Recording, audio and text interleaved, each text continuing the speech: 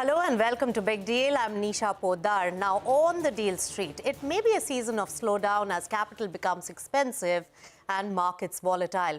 But there is an area of future businesses which continues to see interest coming in from focused funds. Now, we are talking about the global thrust towards climate consciousness and the investment scenario in that particular space. And it's intact so far with an added impetus through global efforts like the recent COP27 summit.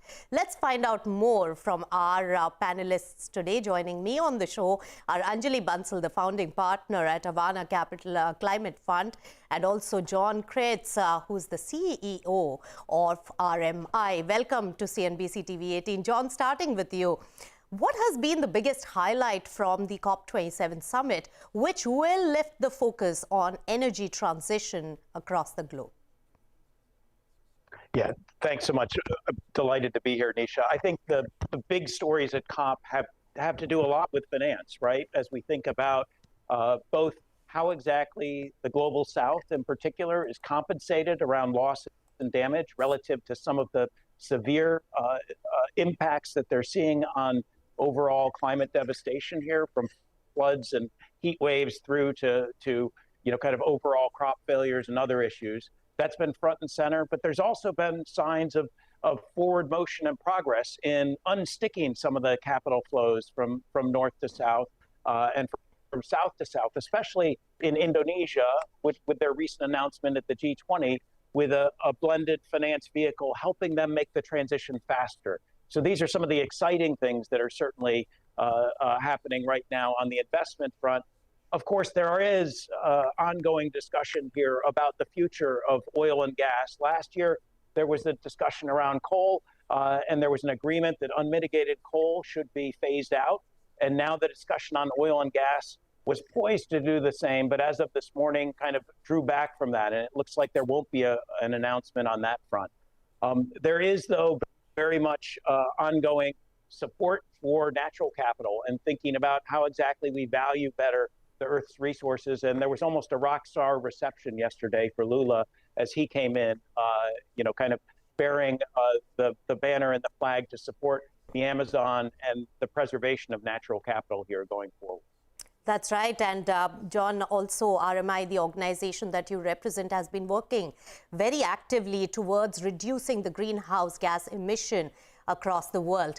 Now, Anjali, before I start talking about the investment destinations and the thesis and the sharpened focus that Avaana Capital has towards the climate consciousness and areas of interest there, my one question is, while the economy is looking difficult, we are talking of recessionary phase also going forward, and when it's a matter of survival for most of the companies, do you think that the climate consciousness, the investment towards energy transition and going towards more sustainable forms of energy is taking a back seat, or there could be a lower liquidity flow?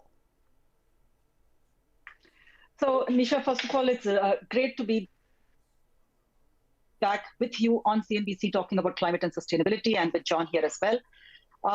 So I think climate and sustainability is now definitely the next big global imperative. It's where we were with digitization and technology 25 years ago. Digitization has got embedded across the board in how we live, how we work, how enterprises work. And the same thing has to happen with climate action and sustainability. So it's not just a planetary imperative, it's also a business imperative.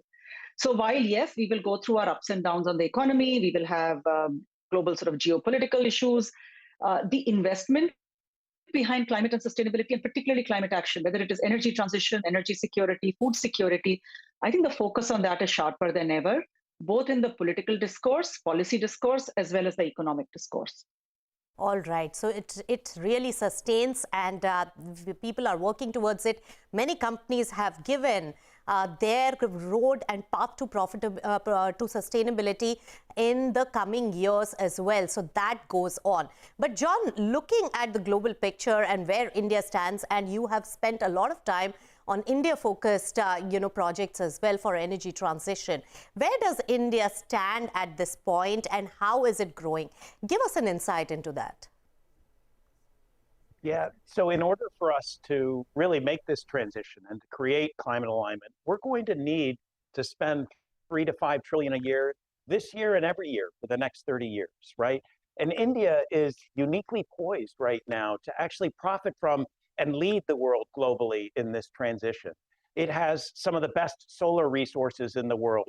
It is developing incredibly quickly at a moment where it doesn't need to retrofit existing capital, but actually can build right from the start.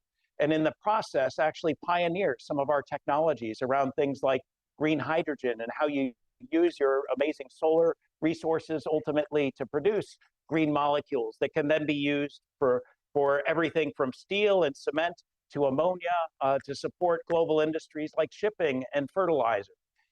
This is a tremendous opportunity for India overall, but it's not just around hydrogen, it's also around areas like mobility, where we've seen, working alongside Niti Aayog, the opportunity to rapidly electrify, kind of the overall mobility fleet within India, especially starting with urban delivery vehicles and TNCs or taxi and livery vehicles, right? And by starting early with two-wheelers and three-wheelers in urban environments, you not only get the benefits of climate reduction, but you also get the benefits of air pollution reduction and quieter cities. And all of this infrastructure, as it's built up, provides India the opportunity to not just clean the air in its cities, but also to build out battery supply chains and play into the overall industrial base. So it's a very exciting time for India to step forward and lead on many of these new green technologies that need to be taken to scale, not just to meet India's internal needs, but become a major then export market for India to participate in here going forward. All right, export market as well. And I'll come to other legs of being the export market for the world when it comes to the clean and green technology. But Anjali, Jon was mentioning about the clean mobility aspect. You've been an investor and you have a keen eye on what is going to make money. How do you see the potential of electric vehicles while our infrastructure, battery and charging facilities are still only at a nascent stage? So Nisha, this is how investors see things. Anything that is at a nascent stage is an opportunity, right? Somebody will build it out.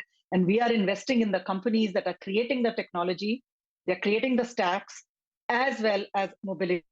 So I'm going to take a step back for a minute. And Jon mentioned this from his vantage point at COP. What I've been seeing and what we've been seeing globally, whether it is in the US and the discourses in the Middle East and here now in Singapore, India is integral to global climate solutions.